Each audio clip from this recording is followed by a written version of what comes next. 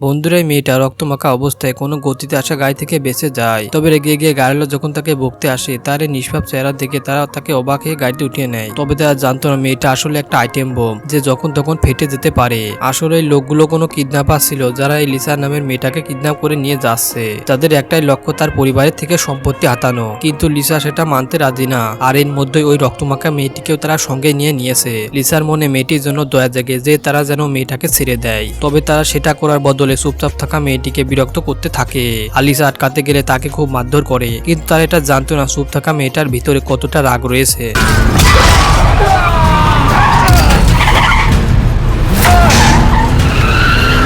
কিছুক্ষণের মধ্যে গাড়িটা একদম ভাঙে মালে পাল্টে গিয়েছিল। আর লিসা যখন হুঁশ আসে চারপাশে রক্ত ছড়িয়েছিল। সে খোঁড়ার মতো গাড়ি থেকে বেরিয়ে দেখে মেয়েটা কোনো কিডন্যাপারের কাছে বসে আছে আর তাকে মারতে যাবে। লিসা দৌড়ে তাকে বাঁচিয়ে নেয়। তার বিশ্বাসই হচ্ছিল না যে এমন একটা সাধারণ মেয়ে এতটা বিপজ্জনক কি করে হতে পারে।